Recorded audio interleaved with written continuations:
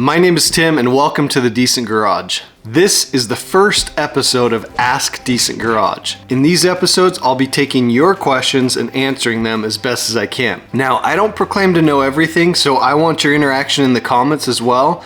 Maybe what I say is correct, but there may be alternative methods, or maybe what I say is off base and I need some help. So make sure to get down in the comment section below, get in on the interaction, and let's help each other out. Today we're going to be addressing 3 questions. We're going to talk about the idle screw lock nut. We're going to talk about some tips for 4-wheel drive swapping a 2-wheel drive truck. And also we're going to be talking about the dreaded leaking of water into the cab onto the driver's side floorboard. So stay tuned for that because I get asked that all the time. The first question came about from someone who's asking about the idle screw lock nut. Now, I already have a great video on how to move the idle screw. That's actually, in my opinion, the hardest part, but go check out this video. It'll show you how to move the idle screw, but you'll notice in this video, I didn't have a lock nut on the idle screw. To loosen and tighten the lock nut is actually very easy. So the first thing we need to loosen that lock nut, we're gonna grab a screwdriver, a long flathead screwdriver, just like that, and we're just gonna grab just a little hammer. Any hammer will do though. So all you need is your little hammer and your long flathead screwdriver, and you just put the tip of the flathead on the edge of the nut, basically, and you need to decide, or do you need to loosen it or tighten it. So put it on either side, get it on there, and usually 2 to 3 taps with the hammer on it, it'll break that nut loose, or if you're tightening it, it'll lock it in place. So that's the easiest way to do it. But that's the trick to doing the lock nut on the idle screw. Now I will add, it is crucial that you have a lock nut on your idle screw. If you want to know what happens without the lock nut, go watch this video. It was probably the most terrifying experience I've had in my life. So make sure you have that lock nut. Now you know how to tighten it and loosen it. The next question I've gotten a lot lately is about 4-wheel drive swapping a 2-wheel drive truck. This process is not super difficult, but it can be. My recommendation, and if I were to do one of these, which I haven't actually done one yet, is I would find someone with the 4-wheel drive frame templates. Now, there's a bunch of guys out there who have done this swap, and what they do is they cut off the original 4-wheel drive frame off of a donor truck. They make templates that you just clamp to the 2-wheel drive frame.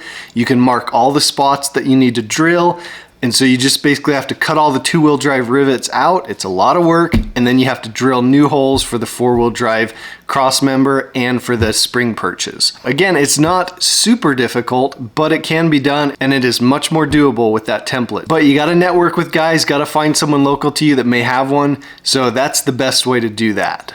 The last question in today's video is one I get all the time. I've teased about this on Instagram. When it rains, I get water in my cab on the floorboard. So let's talk about that, how to diagnose it, how to fix it. For that, let's go out to some of the trucks and I'll show you what we're gonna look at. All right, so here we are at the OG crew cab. And like I said, a really common complaint people have is it'll rain or they'll go through the car wash and it gets all wet down here. This is very, very common on these first gens. So in order to diagnose this, the first thing we have to talk about is what are the potential spots where water could enter the cab. So we're gonna start from the top and go all the way down. This is the list that I've came up with. If there's other spots that you know of, make sure to comment below.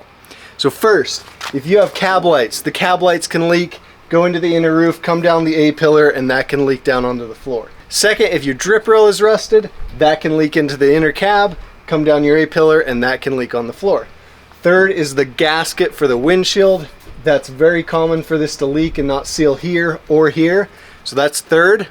Next, if your door is not sealed tight right here along the A-pillar, that's a very common spot for water to get in and go down to the door. Also, the wing window, if this is not sealed, it's very common as well for this to leak into the door and go down the door. Probably the most common spot, but the least accessible spot, on the cowl here, under the fender, where this cowl comes together, it's common for that to crack right there. So it's under the fender, the front part of the cowl meets this part that protrudes forward. That is a very common spot for water to get in. So if you ever have your fenders off and your hood off, you're doing work on it, check that when you have that off because it's hard to get to that. And then the last big potential spot to get water in Inside on the driver's side, there's this kick panel vent, and that has been known to let water in as well. I've never had that issue with any of my trucks, but I know people who have. So if you have water coming in the kick vent, which is right over here on the other side, there's a crack right here that should be open for water to drain out. So you need to make sure that crack is open and exposed so that water can get out of there. If not, water will just collect in the kick vent area and build up and then come out of here. Now that we've talked about where the water can get in from, all the way from the top to the bottom, we need to talk about how to diagnose it. The most crucial part of this process is to start at the bottom and work your way up. So what you can do is get a hose, put it on just kind of a trickle, or get a pitcher of water, whatever you want, and start by pouring it. What I would do is start by pouring some right here. This is trying to rule out for you that cowl crack and the driver kick vent. So if you pour water down through here and you don't get any water on the floor, you can be pretty sure that your cowl is fine and the driver kick vent is not leaking water. If that passes, then what I would do is come up right to here. I'd put some water right here so that it comes down the window seal and the edge of the door.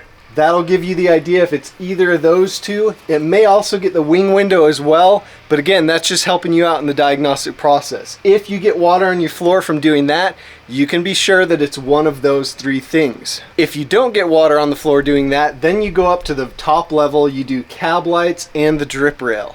So just pour some water up there with a hose or a pitcher, let it trickle down, see if eventually you get water coming in down to the floor. So again, the most important thing, start at the bottom, work your way up. You're going systematically ruling out possible causes of that water getting into the cab. As you rule one thing out, you check the next thing, and you just keep going systematically like that. So this is the best way to do it. Again, if you have any other ideas where this water can get into the cab from, let us know in the comments. I hope that helps you guys out. So there you go. There's 3 questions I get asked all the time. This should help out plenty of you guys who have questions similar to these. If you have other questions, make sure to comment below or write me on Instagram, Facebook, or email me. All that information's in the description of the video. I look forward to hearing from you. I look forward to answering more of your questions. Thanks for your support, and we'll see you guys in the next video.